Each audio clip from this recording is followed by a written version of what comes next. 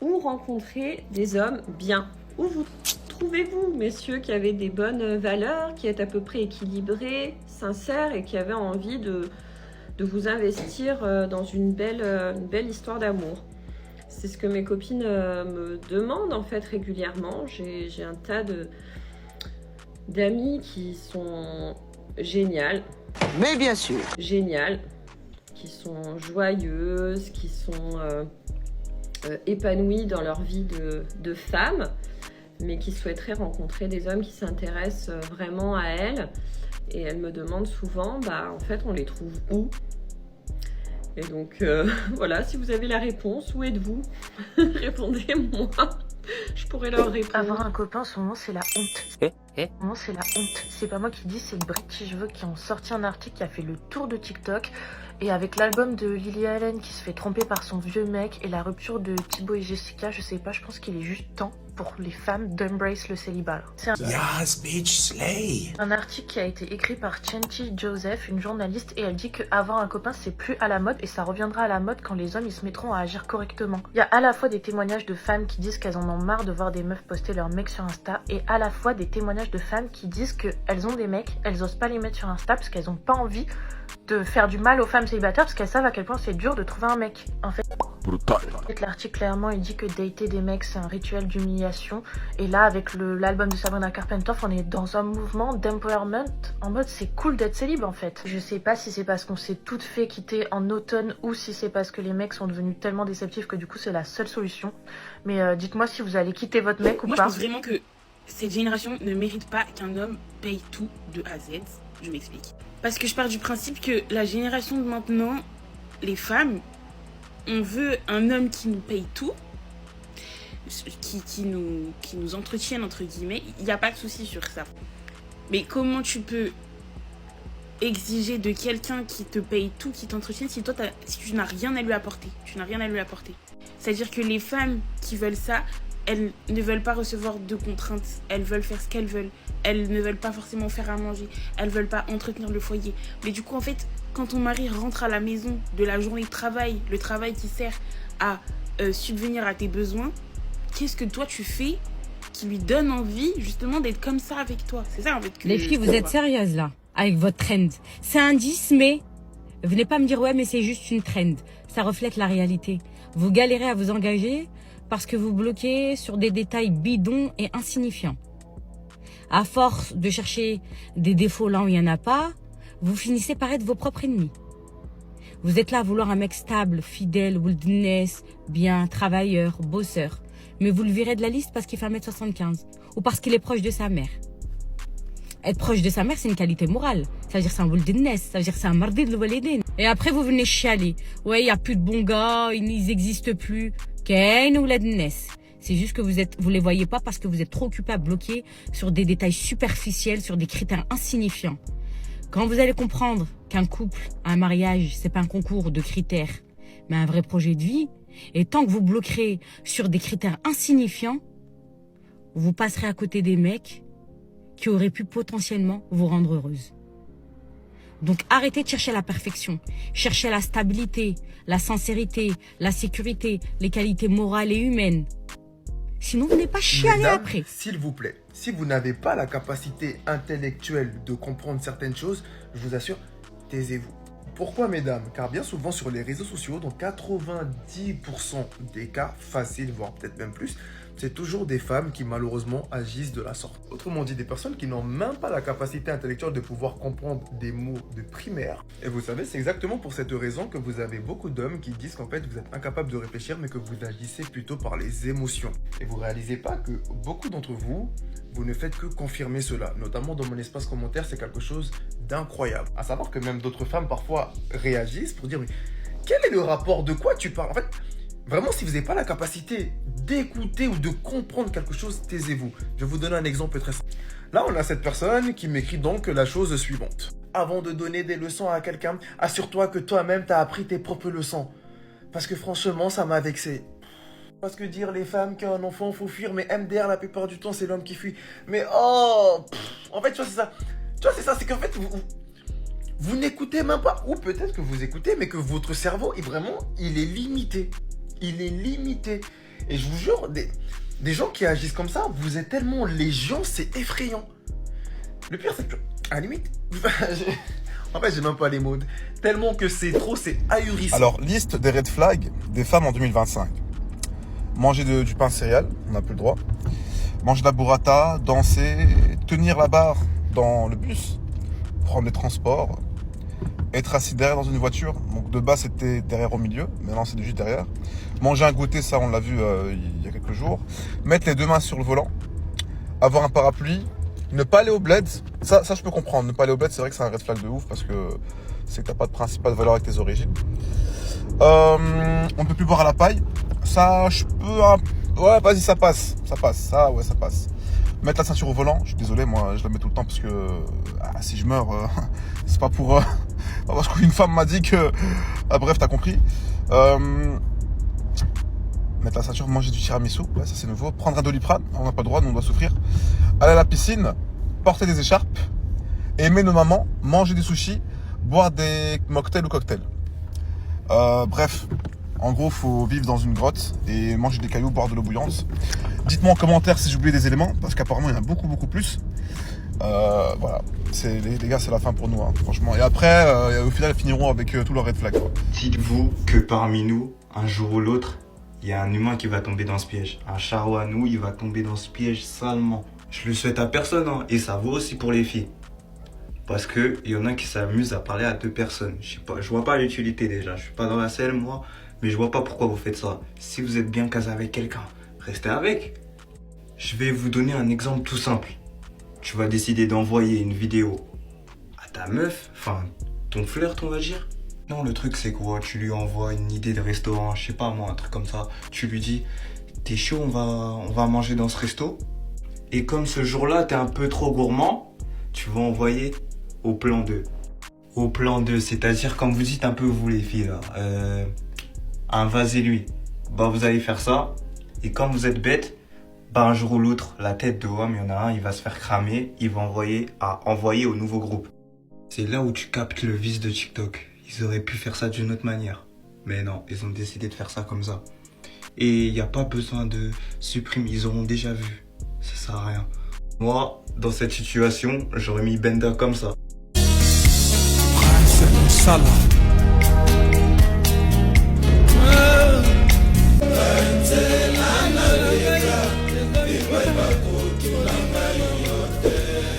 Plus le mec à qui tu parles est franc, honnête, tu vois que dans son discours, dans les conversations, il n'a pas peur d'être en désaccord avec toi, il n'a pas peur de te froisser, il n'a pas peur vraiment que tu t'énerves ou que tu te vexes, tu vois. Il n'a pas peur de ta susceptibilité par rapport à ce qu'il va dire, qu'il tient ses opinions, qu'il s'affirme vraiment, tu vois. Quand il est vraiment pas d'accord avec toi, ça veut dire que ce mec a connu beaucoup de femmes, que ce mec est aligné et que ce mec est vraiment convoité sur le marché. Il est en abondance. Ça veut dire qu'il y a pas mal de femmes qui le veulent, qui le convoitent. Voilà ce que ça veut dire. Parce qu'en fait, quand un homme réagit comme ça, quand il a ce comportement-là, il est franc, tu vois, déjà quand il te parle et tout ça, c'est que en fait, il n'a pas peur de te perdre. Il n'a pas peur de perdre le lien avec toi. Lui, ce qu'il veut voir, en fait, il se dit, est-ce que elle va accepter ma personnalité? Je me montre comme je suis, est-ce qu'elle va l'accepter? Si elle accepte pas, il y en a une autre qui va le faire derrière. Il n'y a pas de problème. C'est comme ça. C'est comme ça qu'il réfléchit. Donc, parce qu'un homme qui a peur, qui va toujours aller dans ton sens. Par exemple, c'est un exemple, tu vas dire, ah ouais, la dernière fois je suis allé à Bali et tout ça, c'était super cool. Et lui aussi va dire, ah oui, Bali aussi, j'aimerais trop y aller, ça a l'air trop bien et tout ça.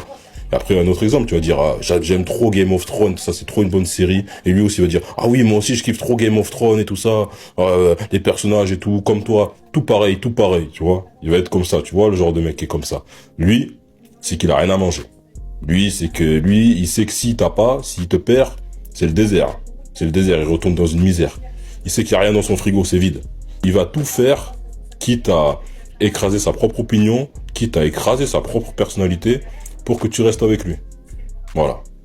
Donc là, tu sais maintenant quels sont les deux types d'hommes à qui tu parles. Quand le mec il agit comme ça, c'est qu'il a rien à manger. Mais quand tu vois l'autre là, il a pas peur de te froisser, il te dit les trucs, C'est pas qu'il va être irrespectueux ou tout ça. Mais il a pas peur. Tu sens le mec, il s'affirme sans problème.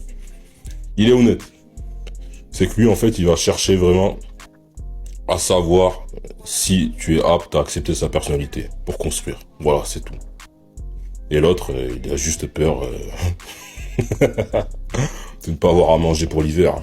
C'est Oui, tout. les femmes qui pensent qu'en faisant un enfant avec un garçon, ça va le pousser à vous marier, à rester avec vous jusqu'à la mort, ça vous a loupé. Bref.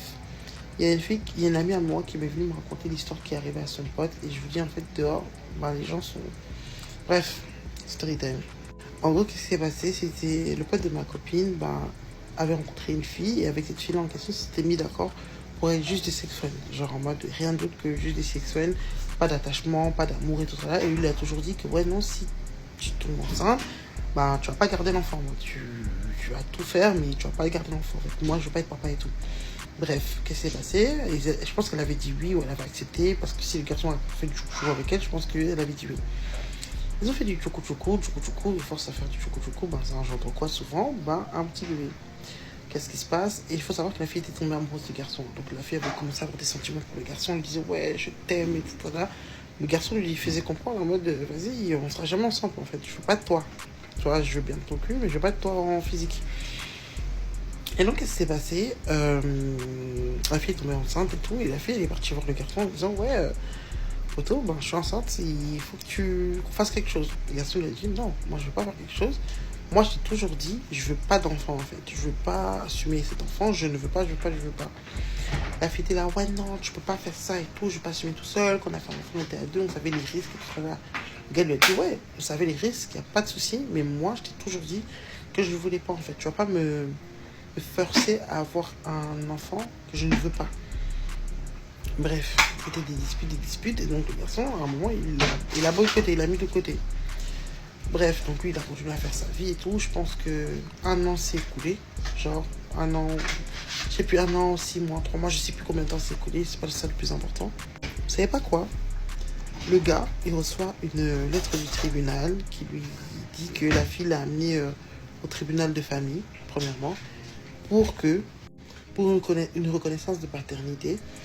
Et le juge, il a ordonné le garçon à faire un test d'ADN pour confirmer que l'enfant là, c'est bien son enfant. Vous savez c'est quoi le truc? C'est que le garçon, il a refusé, il a dit non, moi je peux pas faire le test d'ADN, je m'en fous, c'est pas mon enfant, enfin, je veux pas en fait, c'est hors de question, je veux pas. Et le fait en fait qu'il a refusé le fait de faire un test d'ADN, c'est perçu comme si en mode, il reconnaissait que c'était son enfant et qu'il ne veut pas assumer en gros. Et le truc, c'est que quoi? C'est que le juge, elle a reconnu avec d'autres pièces de l'élément, je sais plus c'est quoi les autres éléments qu'elle a mis, je pense qu'elle a dû mettre les SMS où il se voyait que pour ça, ou je sais pas comment elle a fait, mais bref. Et le garçon, maintenant, automatiquement, l'enfant a été reconnu contre son père, et il est obligé de payer une pension alimentaire. C'est pas une dinguerie. En fait, je suis tellement choquée parce que je me dis, des fois, certaines femmes, elles abusent. Genre, tu sais dès le départ que le garçon ne veut pas. Tu le sais. Pourquoi tu vas forcer ce garçon à assumer quelque chose qu'il t'a dit qu'il ne veut pas? Vous avez fait quoi à sa place? Est-ce que vous êtes d'accord par rapport à ce que la fille a fait ou vous n'êtes pas d'accord? Et donc là, le garçon se retrouve à être dans le lac de naissance, entre guillemets, de l'enfant qu'il n'a jamais voulu avoir, entre guillemets. Même s'il savait, en faisant du chouchou, ça allait engendrer ça. Mais il s'était mis d'accord avec la fille. Donc pour vous, est-ce qu'il doit assumer son acte? Ou comme il s'était mis d'accord avec la fille qu'il ne voulait pas d'enfant, il peut pas. Genre il peut genre en mode... il trouve, c'est pas, enfin comment expliquer ça? Est-ce que vous êtes d'accord avec ce que la fille a fait ou pas? En mode... Les hommes de 40 ans et les femmes de 20 ans. Ce que les femmes ne veulent pas entendre. Guys, sachez que le titre d'aujourd'hui, c'est « Elle t'appelle pédophile, mais c'est juste de la jalousie ». C'est parti. Frère, t'as remarqué, dès qu'un homme de 40 ans commence à fréquenter une femme de 20 ans, tout le monde crie au scandale. On t'appelle pédophile, prédateur ou même profiteur. Mais quand c'est une femme de 40 ans qui sort avec un gars de 20 ans, alors là, c'est empowering, girls power, you know, c'est inspirant, c'est une cougar qui assume. Tu vois le double standard? En réalité, le problème, c'est pas l'âge. Non. Le vrai problème, c'est l'ego blessé des femmes plus âgées. Parce qu'elles savent qu'à 20 ans, une femme est au pic de sa beauté, de sa fertilité, de sa fraîcheur. Et un homme de 40 ans, lui, est souvent au pic de sa valeur. Il a de l'expérience, de la stabilité, du charisme et du pouvoir. C'est une connexion naturelle. Mais comme cette vérité dérange, elle préfère la cacher derrière le mot pédophile pour diaboliser ce qui, en réalité, les insécurise. Elles te diront, oui, mais les filles de 20 ans ne sont pas encore matures. Elles ne savent pas ce qu'elles veulent. Mensonge. Ces mêmes femmes qui disent ça à 20 ans, elles savaient très bien avec qui coucher, avec qui flirter et avec qui faire perdre du temps. Elles savaient très bien ce qu'elles faisaient quand elles brisaient le cœur des gars de leur âge pour aller avec les plus populaires, les plus riches ou les plus beaux. Mais soudainement, quand c'est un homme de 40 ans qui s'intéresse à une femme de 20 ans, là, elle devient innocente, perdue, influencée. Non, frérot, c'est juste de la projection. La vérité, c'est que les femmes de 30 ans et plus ne supportent pas la compétition avec celles de 20 ans. Elles voient dans les jeunes femmes leur propre reflet, mais en version améliorée, plus fraîche, plus spontanée, plus vivante. Et ça leur fait mal.